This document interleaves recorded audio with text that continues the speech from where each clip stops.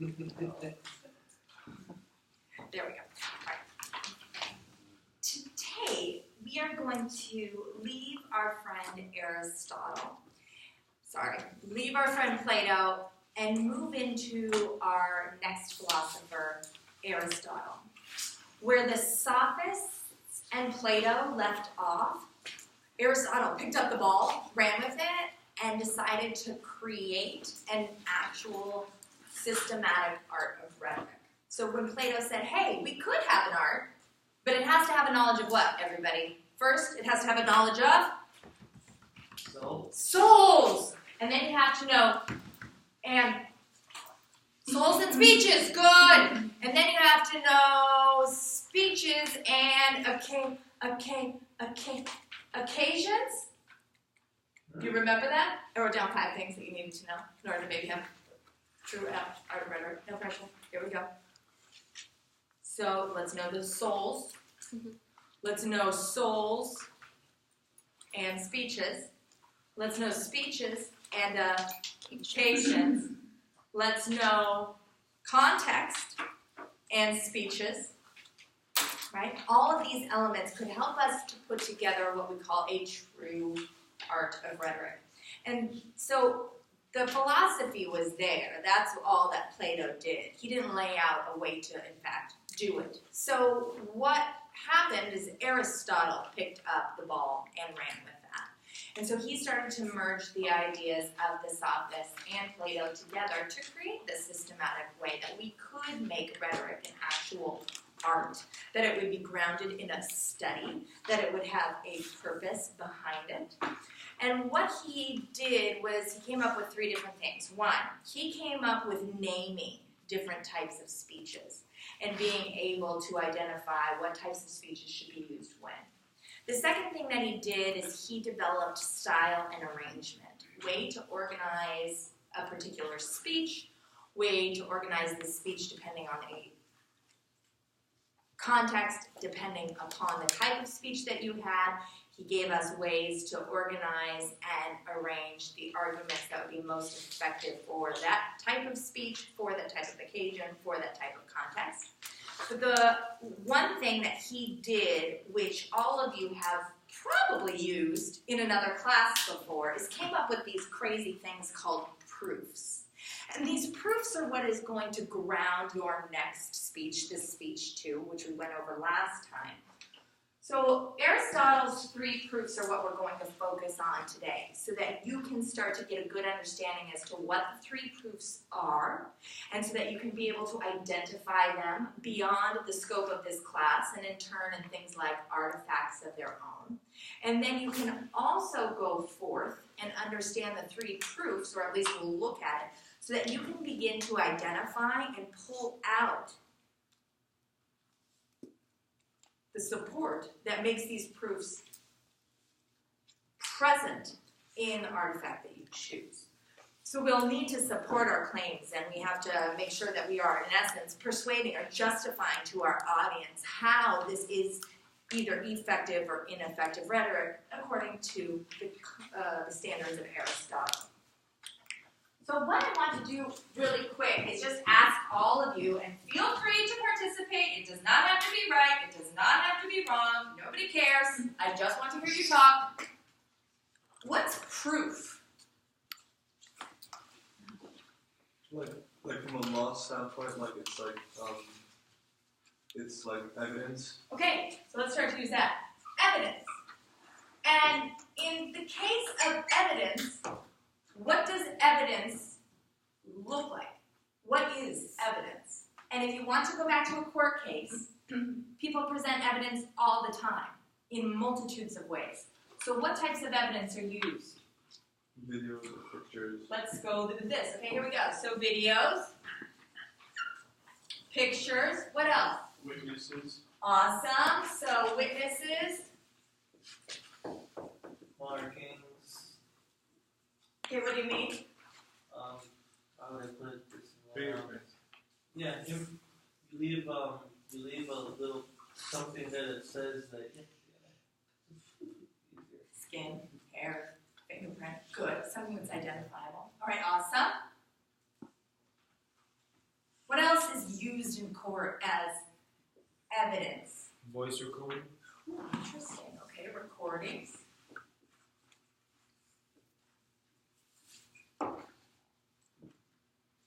Props. What? Depending on what case, let's say if it was violence or vandalism, Good. the item used in the And if it does not fit, you must Quit. quit. So, okay, what was the problem? the glove. If it don't fit, don't quit. If the boot fits, you're dead. Whatever type of linguistic uses you want to use. Okay, great. What else? So if this isn't being used, what else is being used? You have testimonies. Yeah? Well, I was going to say like testimonies from doctors or knowledgeable people who can say that. Witness testimony, expert testimony.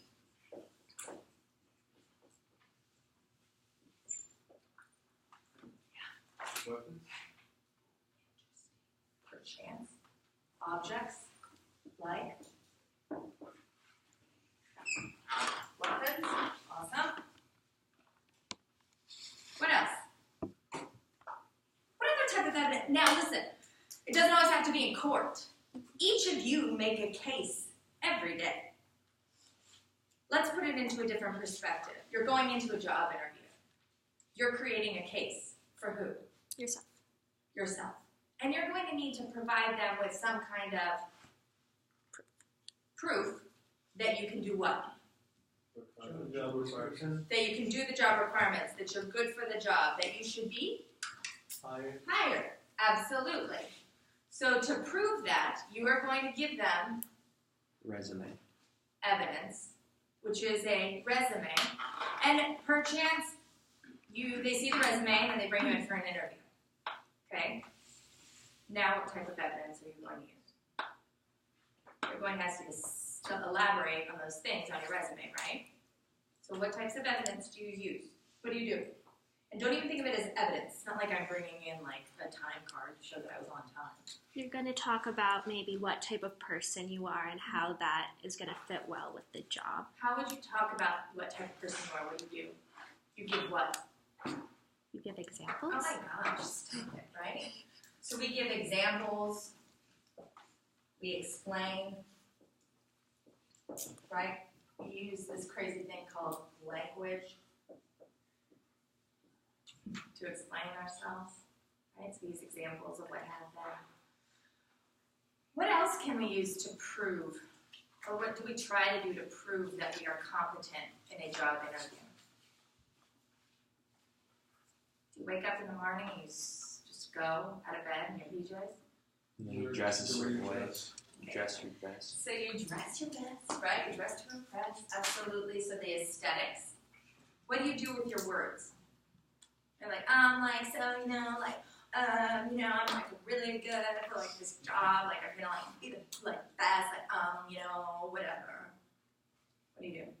Try and speak eloquently and well. Okay, good. So we use specific choices of language, right? We avoid vocalized pauses. And we typically will look individuals culturally where? In the eye. How do you sit? Like this? So what? Straight. Sit up straight. Why? Posture is important. Because it communicates what? Body language. Symbolizes something else. Body language symbolizes something else. It's an extension of what you're saying, correct? So if I'm slumped over, what does that communicate?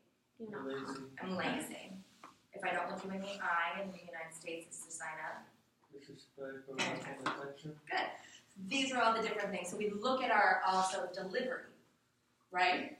Somebody's looking you in the eye, you typically believe that they are telling the truth. Fantastic. So delivery is an important element to prove what you're trying to say. So truth can be utilized in many, many different ways. Aristotle suggested to us that if we are going to be effective in our persuasive speeches, in our persuasive writing, if we are going to persuade an audience, it's essential that we understand how to use proof effectively. It is said that if you can incorporate the 3 proofs that he lays out, ethos, pathos, and logos, you are more likely to be persuasive to an audience. So let me lay out really quickly what these proofs are. Ethos, we talked about this before. It's common day credibility. Okay, credibility. And pathos is what we refer to as common day emotional appeal. And logos is what we will call logic through reasoning. These are the 3 primary ways that you can be incredibly persuasive to any audience. If you are going on to advertising, marketing, public relations, or again, simply want to get a job, or sell yourself, or sell an idea, building in ethos, pathos, and logos is going to be essential for you to be successful. I made these handouts so that you can take a look at some of the ways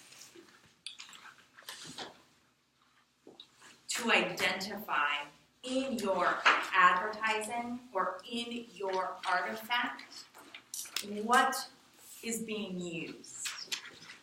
So hopefully this will help you out a bit. But let's look first at ethos. And if you turn to the page, the second page, look at page 2, where it says Aristotelian appeals, logos, ethos, and pathos. And as it says at the top, whenever you read an argument, you must ask yourself, is this persuasive? If so, why and to whom? There are many ways to appeal to an audience. Among them are appealing to logos, ethos, and pathos. These appeals are identifiable in almost all arguments. So people will often use ethos and pathos and logos, but it's not always done effectively. When it's done effectively, we can see that there's a balance of each one uniquely. That there is nothing, that we're not using one predominantly over the other, where there could have been more, maybe logic. But I'll explain that in a bit. What I want you to look at here first is this idea of ethos, character or ethics, as well as your what did we talk about last time?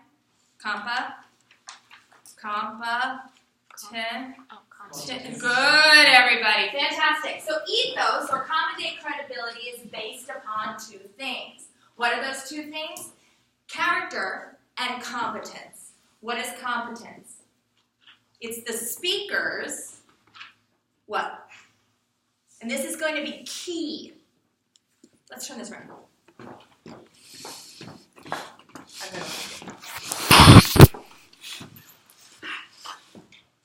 This is going to be key for your artifact.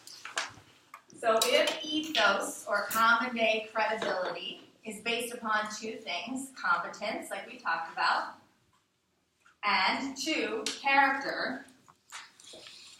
And we know that competence is one's knowledge or expertise or what? Know-how. Yeah, their know-how on a topic. And character is what? Remember we talked about this? Integrity. Okay, it's their integrity towards what? Integrity Towards the good of everyone.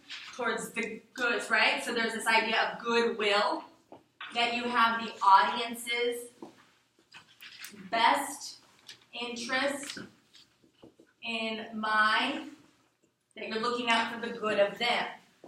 So ethos is based on the speaker, right? It's your audience's perception of whether or not an individual is credible. So who then, in artifacts, for example, do you mind if we use yours, or is that too much? Do you care? No. Okay, I just looked at this one this morning, and this will be a good example. We will oftentimes talk about celebrities being used on the front of something, right? So last time we talked about who?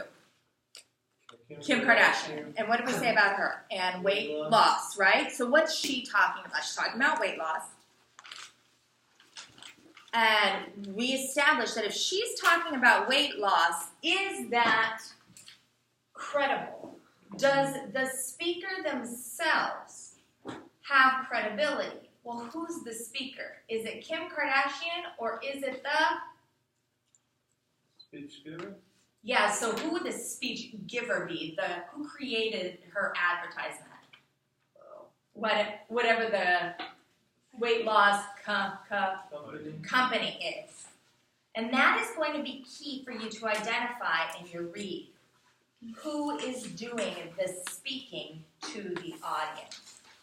Is it, in the case of celebrity, is it the celebrity themselves giving their competence and character? If so, then are they experts in the field of which they're talking about? In the case that it is the company, then you identify, is the company knowledgeable and looking out for your best interest about what they are talking about? Does that make sense to you? And how you identify it? So who's the message and who's sending it? Is it the company or is it the celebrity? And so in the case of Pulse, Feel the Power, The Electric Fragrance by Beyonce, who's speaking? The company. Okay. That was easy. Does that make sense to you all? All right, so then we start to identify, so who is it that is speaking? So what does competence and character look like in presentations or in speeches? For those of you who gave your basic or took that basic public speaking class, do you recall having to do a credibility statement? What do you mean? I know, I taught you this. I mean, what I remember was by credibility made us pull out works cited depending on who were our sources, and you made us quote made us Cite your sources. Yeah, cite your sources within our speech. So that your audience heard what? If they were curious, they could look it up and see for themselves. And what did it build within you? Credibility. Because your audience heard what?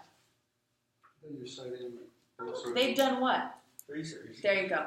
So there's a statement that I made you say at the top, something like, I'm credible to speak to today because I have experience in blank, or I've done research on, or whatever, blah, blah, blah. So that's oftentimes what you will hear. Your teachers come in the first day of class and they give you a laundry list of places that they've what? Taught, and things that they've done, and the research that they've done, and the experience that they've had, so that when you give them like the, oh, I'm so sorry. So that when you say something like, okay, you need to do A, they buy into it, what? A bit more. So that when you give a lecture in class, it doesn't sound quite right. You're like, yeah, but they're the what? They're the teacher and they're the expert, right? So it's like this way that we build in this idea of credibility without you ever having an idea about it. So there's other elements to credibility, of course, as well. So we can look at it in advertisements whereby maybe there's a brand name or a label that suggests that they've done a lot of work or they're a well-known organization, and so we believe in them more so than if we would believe in someone else. What would be an example of this, do you think?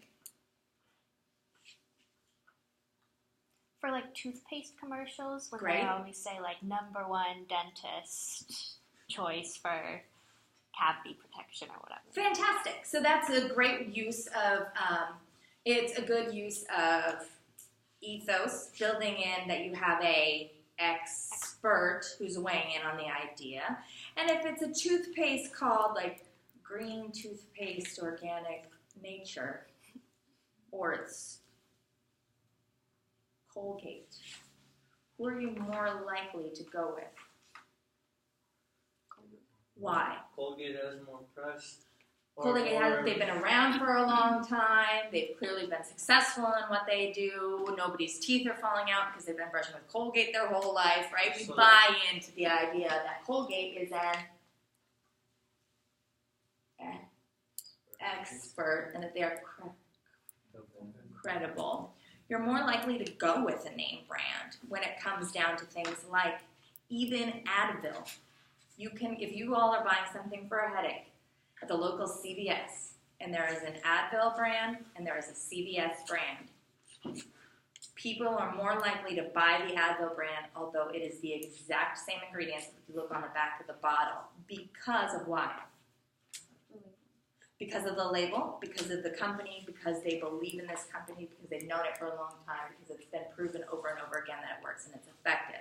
Whereby CVS, nobody's giving commercials for like a CVS brand Tylenol or like Advil, right? So you're like, I don't know that. I can't buy it. The exact same thing, but it's based all on what?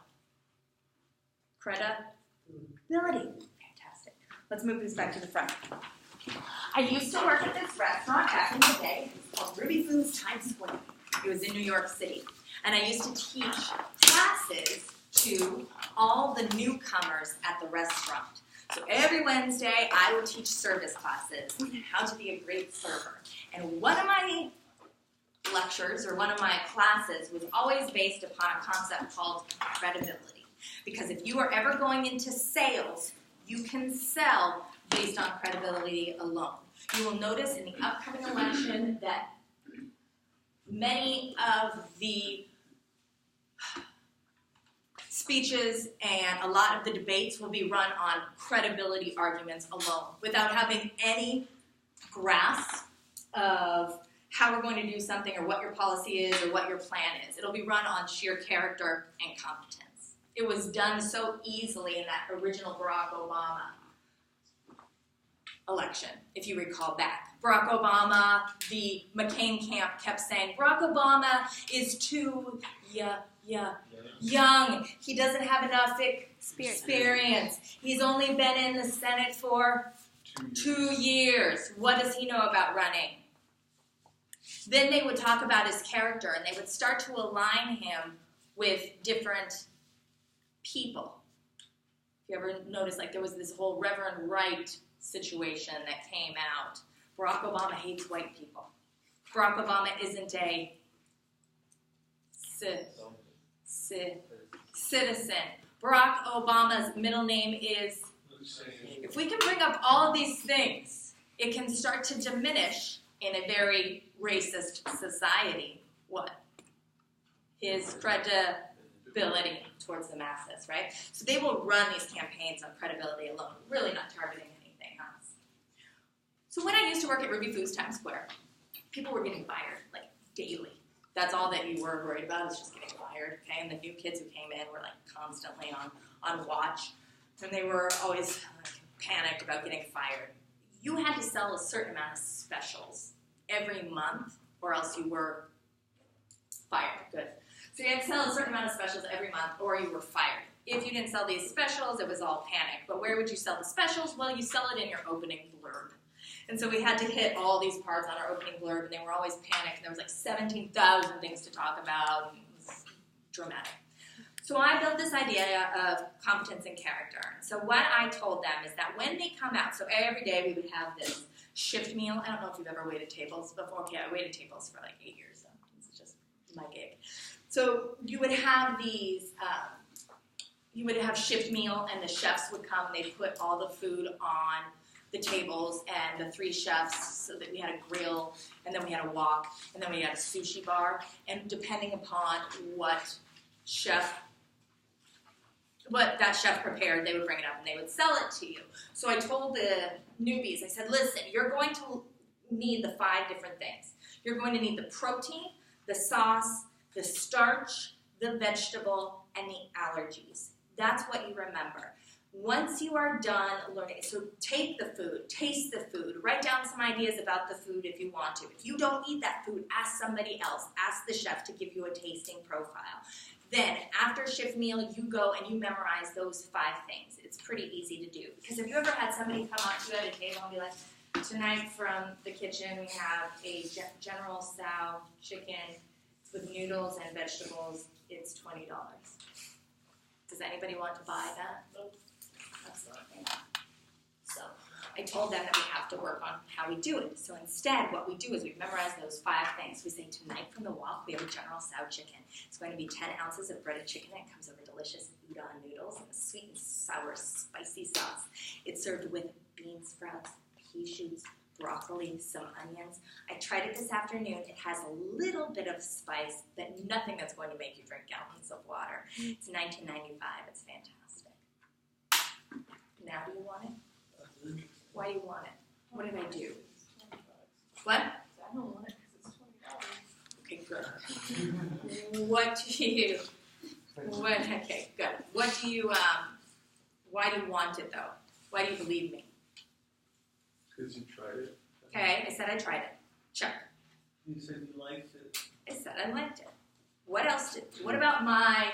You knew what was in it. What about my delivery? Sold that to you. I looked you in the. It's like I knew it in my. When people get up and they read a speech, the first thing is I think is you didn't write this or you didn't do this yourself. It's somebody else's words. It's somebody else's idea. Or you waited to the last minute. It shows unpreparedness and it shows that you're not competent or knowledgeable in what you know. You can't simply speak about it. I'm sure that you have teachers who sit around and they read straight, like we talked about before, from the PowerPoint and say, well, aren't you an expert on this? Aren't you supposed to know? Can't you just talk to me about it? Right? So this kind of competence is built in. Then there's this concept of character. 1, I told them about the spiciness, but 2, we have this thing called allergies at the restaurant. So you had to ask about allergies or else you were fired, but I made it seem like, no, this is totally for you. And so right before I would go, I would say, does anybody have any allergies at this table? And then somebody would raise their hand and be like, I do, shellfish and peanuts. And I'd be like, what are you doing out of panic? Just kidding. But I would be like, oh my gosh, okay, listen, I'm going to go down to the kitchen. I'm going to tell the chef about your allergies. They will prepare everything in a different side of the kitchen. When that food comes up and is placed on the table, wait for a second and I'll point out everything that you can have. Because we were share style. That being said, then people would think what about me? You care a little. Oh my God, Amanda totally cares about me. So now I've built in my competence and character. And by the time I get around to selling them a $15 chocolate cake piece that they do not need, they are like, yes, Amanda, I would love to buy that. What do you do on a job interview? You sell yourself in regards to competence and character, right? Competence, that's your ability.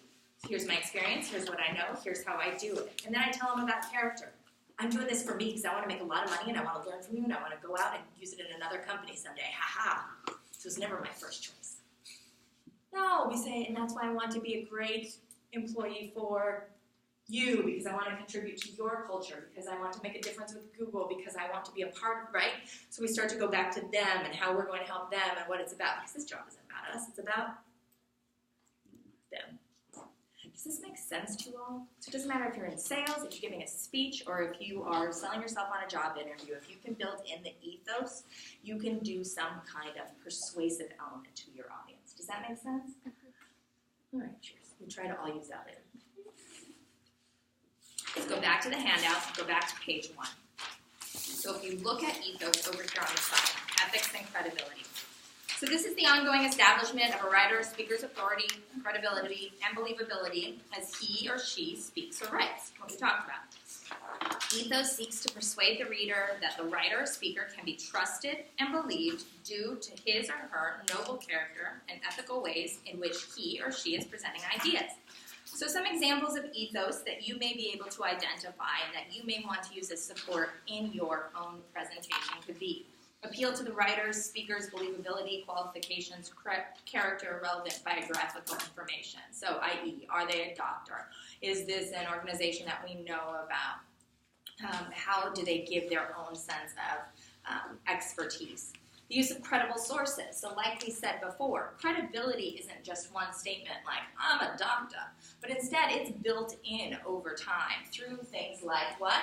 Examples, photographs, testimonies, or in this case, using credible sources. By using credible sources, it shows I care about you, enough to give you some good information. And secret option 2, that's right, I'm an expert because I've done the work. Then, accurate citation of sources gives it where credit is due. Experience and authority, this is a person who knows the issues and maybe has firsthand experience in the field. We're using appropriate language, so that's language that's inclusive to the discipline.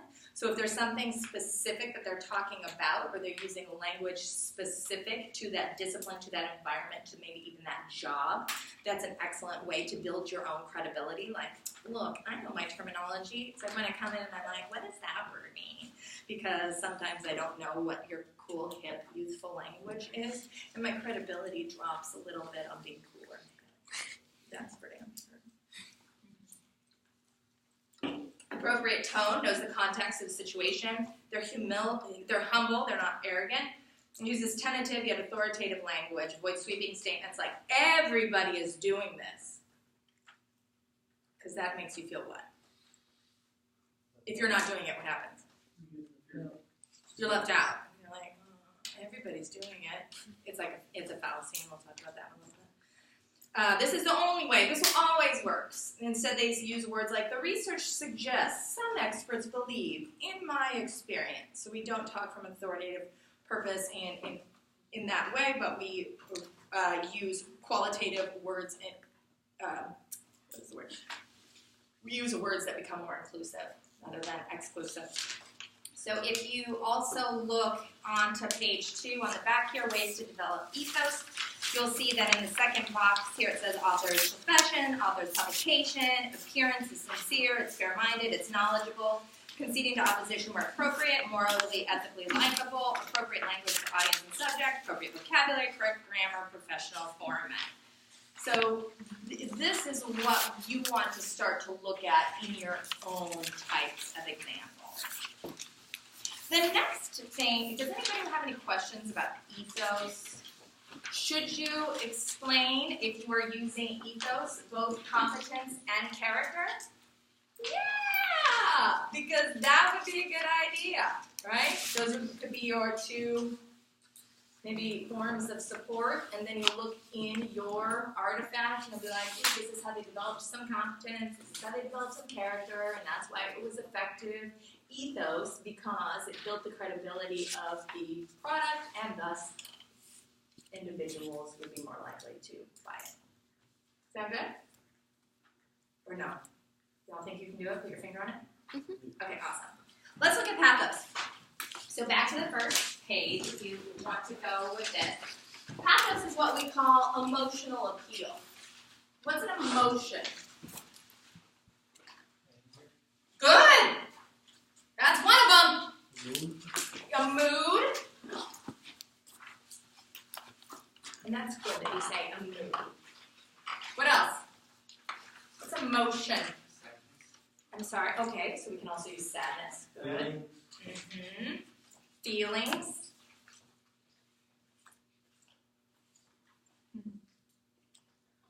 All right, let's do it differently. Let's start listing off some emotions that we can think about. You said, and then we had sadness, happiness, jealousy, fear, lust, nerves, right? Joy, terror.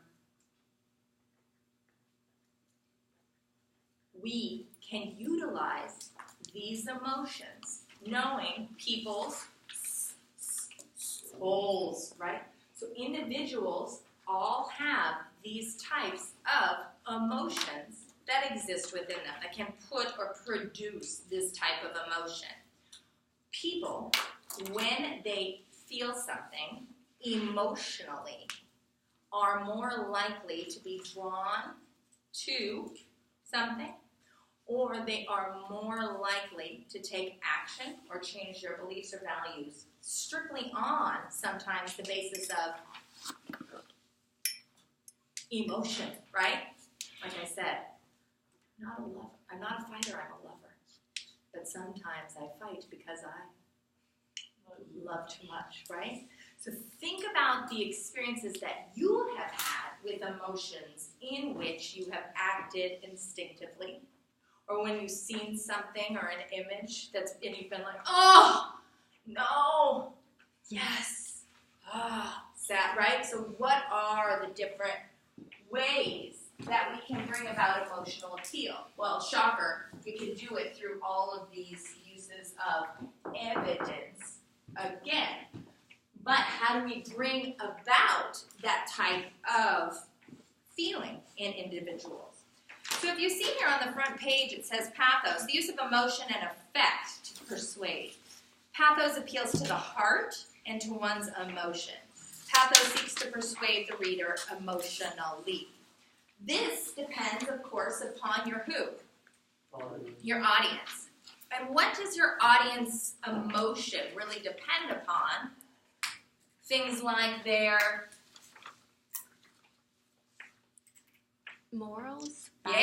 Their morals, their background, their values. And where do you get all those? Life experience. Life experiences, your family, the organizations that you're a part of, the nation that you claim citizenship to, right? In the United States, we have a set standard of values. You're built in with these values if you've gone to school here since you were in kindergarten. What are some of the values that you've been built in to believe about the United States, or about how people should behave, or about how people should work? Work hard and you'll be successful. Absolutely. The myth of meritocracy. If you work hard enough, you'll be successful. That's not true. That's why we call it the myth of meritocracy. Neither here nor there. If you work hard, you could be like, if you're going to work hard enough in this class, yes, you'll get an A. Absolutely. Or B, at least you'll pass the class because you've worked hard to do so.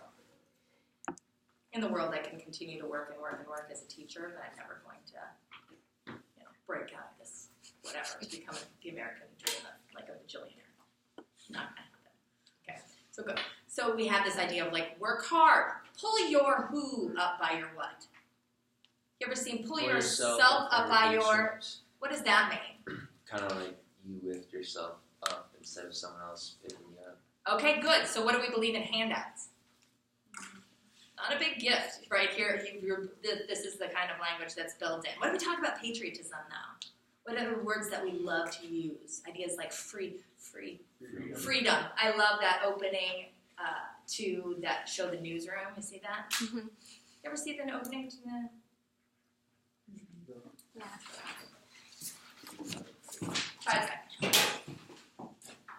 And it's good because it's a reminder in rhetoric.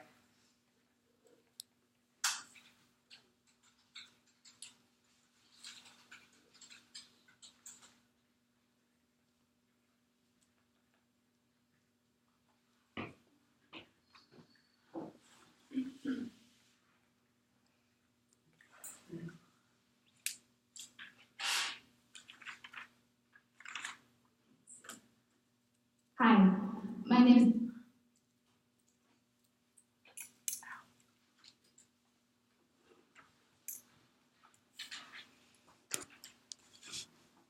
My name is Jenny, I'm a sophomore, and this is for all three of you. Can you say in one sentence or less what...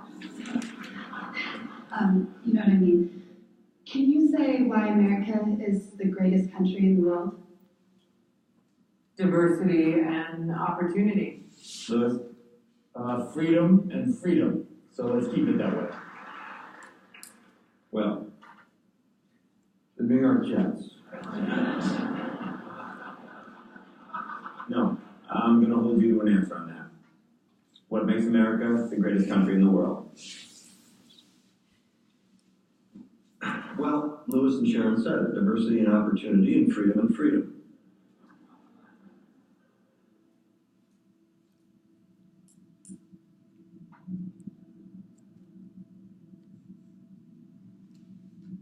I'm not letting you go back to the airport without answering the question.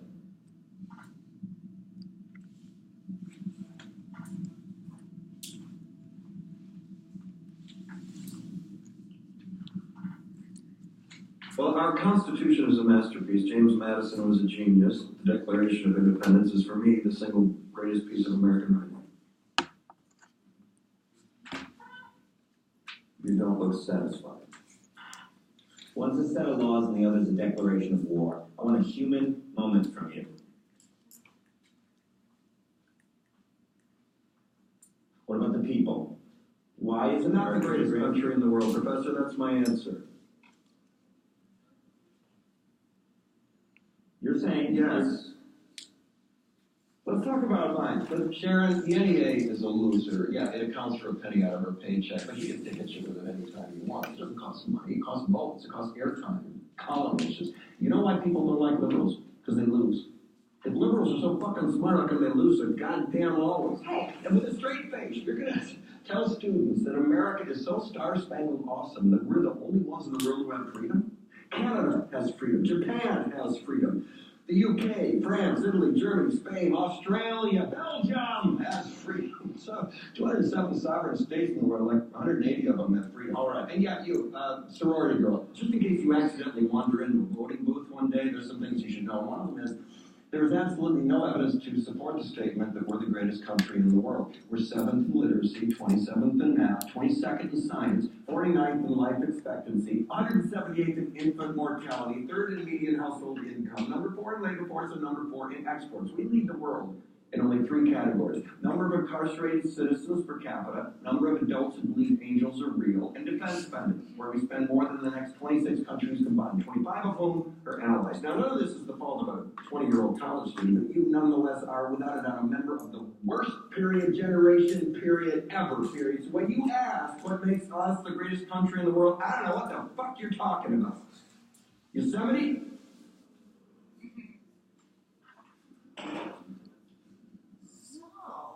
Lovely.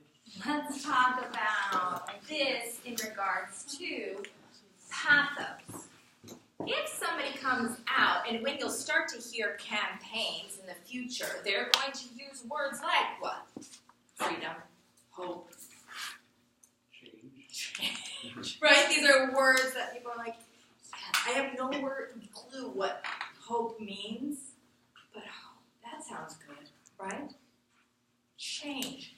Oh, we did need a change. It was the perfect opportunity to use a word. So we'll see the words like hope, change, freedom, democracy. What other words? What was very interesting about this? When you say that we're the greatest, what did he start to give to you that made this a convincing argument? Evidence on why we're not. Evidence on why we're not. So he gave us facts. He communicated his credibility through the use of competence because he knew it without what? Like looking it up. That's nice, right? You know it off the back of his head. Why did we enjoy his character? Because it was raw. Because he was honest and raw about it, right? So I feel like that built this argument to make it an incredibly powerful opener. This was the first 5 minutes of the show ever that people were like, what? And then this was what drove people into the show. Like, it's going to be raw, it's going to be an expose, it's going to be something. But what people were so shocked about and why it's so controversial in this audience is because he starts to say things like it's not. And when you say those words to somebody who was born in the U.S., what did we learn about that? They're always the greatest. They're always the greatest. What do you mean we're not the greatest? Right? You can't say that we're not the greatest out loud because then what have we established in our country? That you are probably a what? Communist. Okay, communist. So at that time, when you said you were a communist, and if you were a communist during the 80s, it was the worst thing you could possibly be. Then you were a terrorist, and that was the worst thing that you could be because you didn't like America. And now you're a socialist, and that's the absolute worst thing that you can be. So we start to recreate, depending upon the time period and depending on what's existent, this ideal that reminds you to not speak out against your government, although that is what our government is allegedly based on. Dissent. I can disagree. So this idea of pathos, how can we get people to feel and get a rise out of them? How can we bring about this emotional connectedness? Knowing one's audience is going to be most imperative. And when you look at advertisements in magazines, those magazine advertisements are chosen based upon the demographic to whom they're targeting. We're not going to see a children's toy ad inside of a cosmopolitan magazine. It isn't their target demographic, and thus the emotions that they bring about are not going to be the same as they would be with a child. And so think about how we use emotions. So emotions can be developed through the use of, like we said, this evidence, but also emotions can be developed through this crazy thing called language or linguistic devices, things like metaphors and similes, alliteration, repetition. Yes, we can. Yes, we can change. Right? It can be built in. Hold on. What was it done? How did that happen? Wow. Need to work on my luminosity. Hold on. Here we go. What was it done? Do you remember? Language. Oh! Okay, good. Alliteration, repetition, similes, metaphors, parallelism. All of these linguistic devices bring about a feel. In your music, if we think about music, what these language devices are typically referred to are a hook. What's a hook? It's like the catchy part of the catchy part of the song. It's the part you know. In a hip-hop or rap song, it's the part that you actually know if you aren't a hardcore listener. It's the part that makes you go, oh, yeah. And then when it gets to that part, you're like, oh, I know this one. Okay, it's the exciting part of it all. This is what makes something fun and interesting to listen to, because it sounds good. That's what it is that we can build in language that sounds interesting to an audience, that builds some type of excitement within us. So if we look really quick, I want to show you.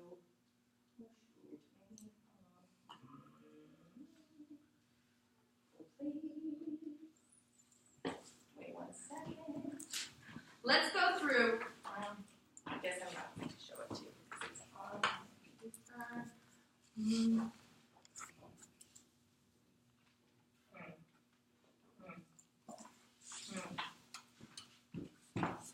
Let me see real quick.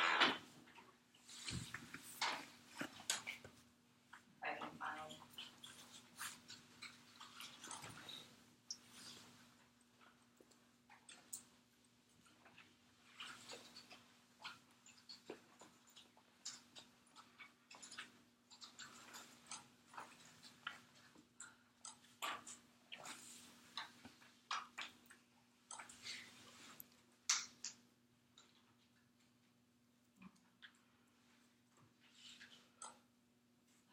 I hate these computers when they lock.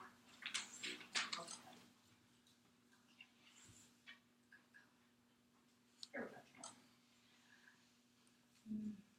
This one won't show me.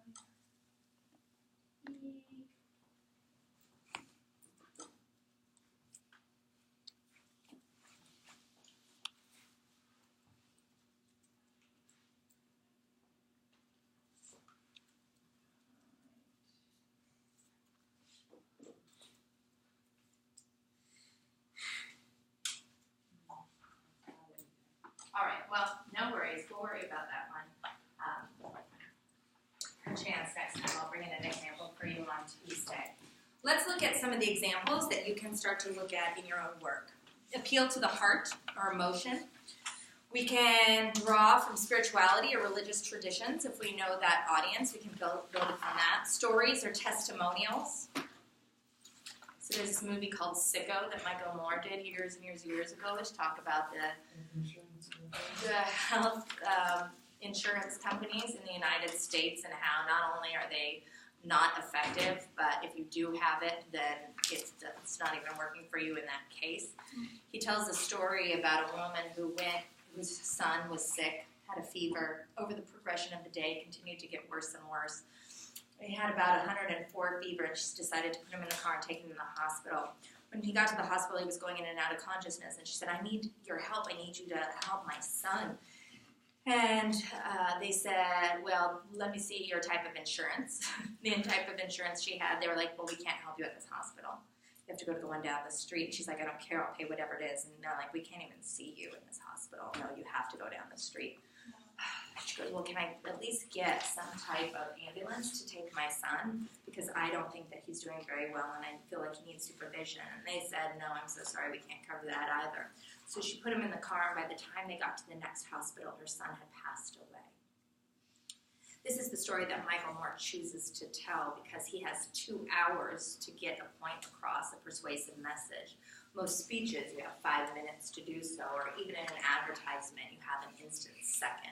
He chose this one because knowing the American audience, what emotions did he play on? Knowing their ideas of the heart, of traditions, of our belief in people. He chose a who? A child, because a child is, in essence, innocent, right? Chose the mother to tell the story rather than having him tell the story. Because what are you going to get from the mother? You're going to get her personal testimony, and you're going to get her delivery style. And her delivery style isn't going to be smiling and joyful. It's going to be what? Heartbroken, tearful, emotional. How is this happening? We are going to get angry as American citizens because where does this happen? Where do we turn away people for help? In the United States? Oh, this happens in other countries, not in the United States, right? So it brings back anger, sadness, frustration, our idea that something has to happen here. We have to do something. So we can look at that. Imagery and figurative language that provokes an emotional response, like I spoke about. Visual images or words that inspire you to empathize or have compassion towards the idea, towards the topic. Powerful words or phrases or images that stir emotion, and details that come from subjective reporting. So, for example, in regards to our Beyonce article or a Beyonce idea back there, what is the emotional appeals that are played upon, do you believe, and how do they go about doing that? Hold that up for us one more time, and you can totally use this and use these examples in your speech if it's A-okay. But what is the concept that we have here? What's the tagline? Down at the bottom, what's the tagline? Feel the power. Feel the power. So we say feel the power, and we couple that with who? So what does this emotional pathos bring around for us? What do you feel? How do they bring this? How do they bring feeling around using and coupling those two things? We empathize with what happened. No. On the Beyonce advertisement, we're looking at it. So what is it on the Beyonce advertisement that makes you feel something? Women, what makes you feel? This is for women. She's strong, confident. She's strong, she's empowered. What is she doing? She's walking. She has a fierce look on her face, right? All those elements are pathos. It uses the word feel the power. That's not even the name of the fragrance, but we're identifying this idea of power and Beyonce because we've put this idea in everybody's head that Beyonce has been this symbol of women, a symbol of a powerful woman, a symbol of ownership over sexuality, ownership over business, ownership over being a mother and a performer, right? So we put this whole idea of power together, and you're like, feel the power, I'm like, psh, psh, ready to go out and take on the world, right? And thus it becomes this persuasive emotion that's built in. Does that make sense to y'all? Let's cruise over to our last one. We're going to have to continue this on Tuesday, I'm quite sure. But let's continue on with logos. So logos is logic through reasoning. When you say the words, that doesn't sound right, it's typically because there's a flaw in the logic. That's not logical, it just doesn't make sense. So logic is a way, or is our primary base. If you look at the triangle that this is typically built upon, they're going to say to you that your argument should be primarily this, built in with this, and sprinkled with this. Remember that in pathos, you can find ethos. In logos, you can find pathos and ethos, right? They oftentimes will all combine together. But logos is what we identify as common day logic. And this happens through this crazy thing called reasoning. So let's cruise on over here and look a bit about what reasoning is. So reasoning is,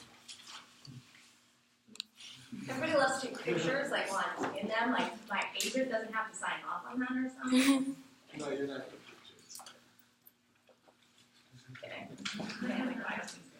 Okay, reasoning, so i.e. reasons, if you will, reasoning, all this is drawing to a conclusion on the basis of evidence. What is the conclusion? Something like, I am going to buy this product. I should wear a sweater today. I should fill up on gas. We reason with ourselves, with others, with groups, all the time to get them to draw to a conclusion, to buy the product, to join an organization, to stop smoking, right? This is all what the conclusion. So what is the goal of the artifact? And remember, where do you establish what you believe the goal of the artifact is? In the reveal topic portion of the speech, right there at the beginning, right when you show us the artifact, you should also reveal what the background was, why the advertisement was made, and draw to a conclusion on the basis of evidence. What is that evidence? There it goes again, everybody. Examples, testimony, statistics, data, pictures, DNA. It can be a myriad of things that you can use to provide evidence so that we draw to a conclusion to prove somebody guilty or to, again, make a decision on even what class to take. Now, how is this done? We do it in our own heads all the time. We maybe don't know that we're putting a name to it. And it's good to identify the different types of reasoning that are used. One, because if you use logos in your presentation, you are going to be required to identify what type of reasoning was used.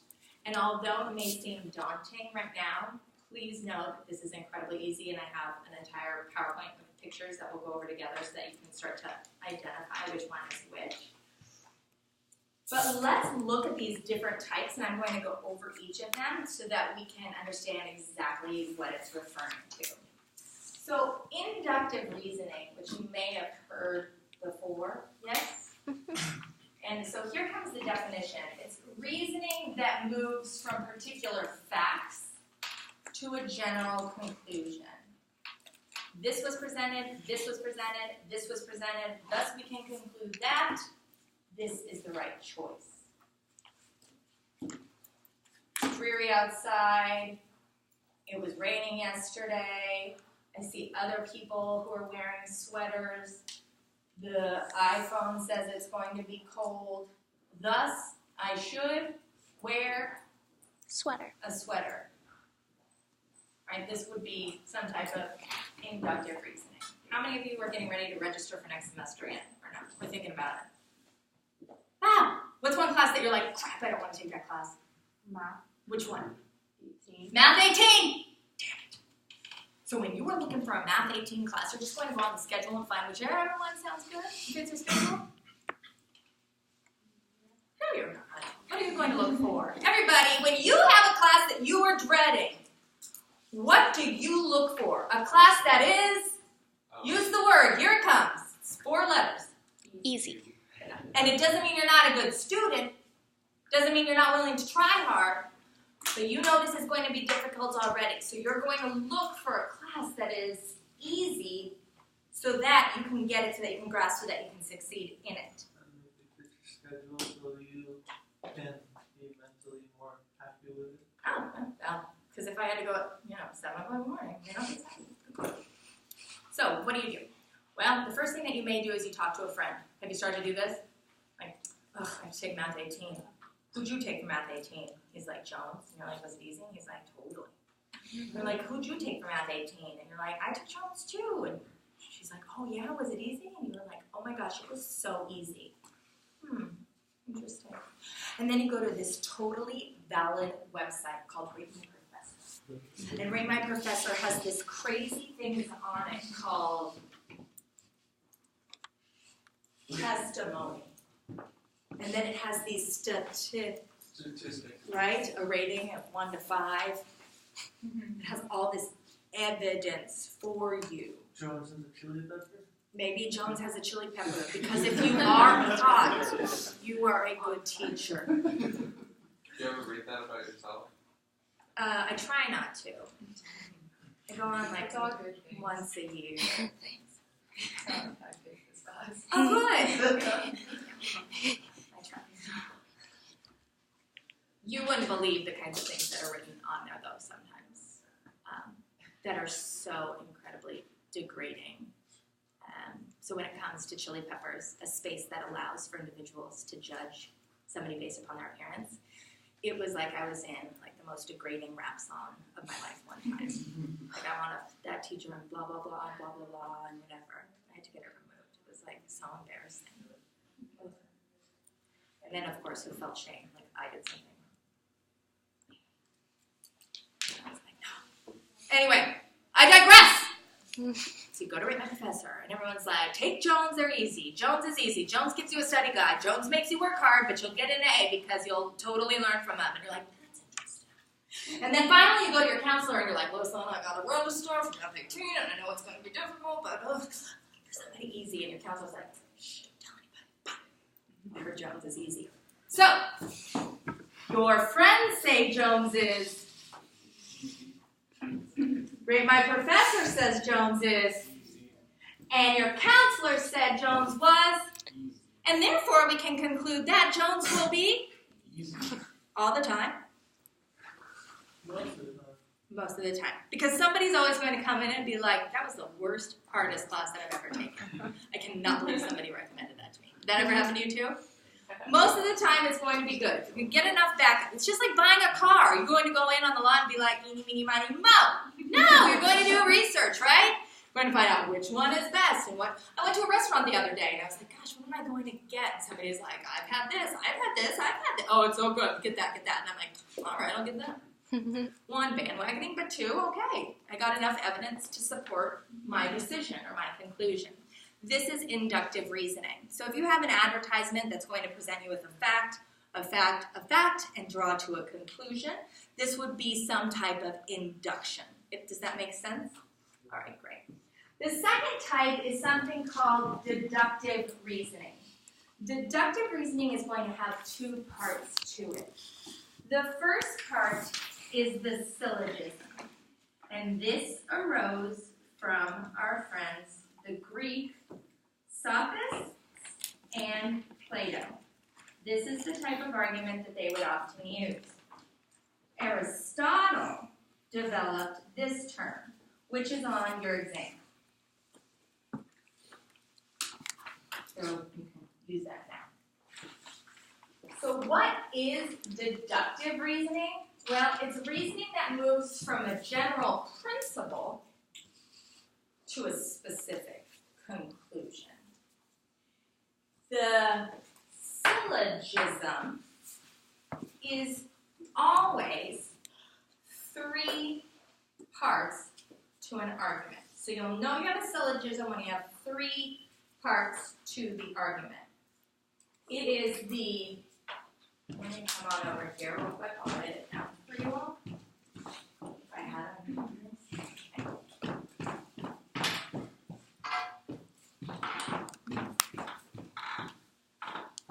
We'll have what we call the major premise, the minor premise, and a conclusion. You've heard this before.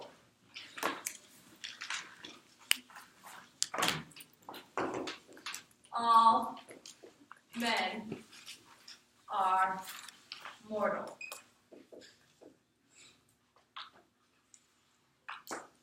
Tommy,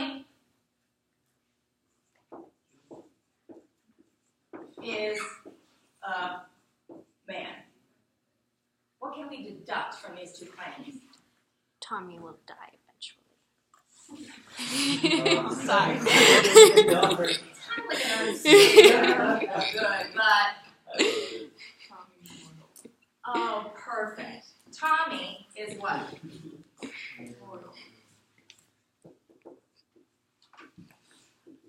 If this premise is true, then this premise is also true. All men in the United States are created equal. Jim and John are men in the United States, and thus they should be treated as equal. Does this make sense? What your primary argument for same-sex marriage should be based on is the deduction that if we suggest all persons are created equal, and so-and-so is not being treated equal, then we got a big-ass problem here, right? Because then that conclusion can't be true. Now, there is plenty of evidence within each of these when you're typically writing or making a speech. But in an advertisement and an artifact, you're not going to get, perchance, all that argument. You may simply get a syllogism. But our friend Aristotle said, hey, there's these crazy people out there, and they're called the audience. And they have the ability to come to a conclusion, sometimes on their own. And when they come to a conclusion on their own, I believe they are going to more likely be persuaded than when you shove it at them. Have you ever seen the movie My Big Fat Greek Wedding? Did we talk about this? Oh, we did. We talked about it with Panhellenism, right? There's this concept, and I should get the clip for you all, but there's a mom in the movie who says that, like, if I can make your dad believe that it was his idea to let you go to college, then you can probably, or though to work at the store, the travel agency, then we can do it.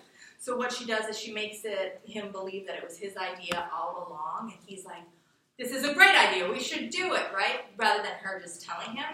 This is the same idea for all of you. So an enthymeme, by definition, this is a two-part syllogism, where one of the parts of the argument is missing to allow for audience discovery.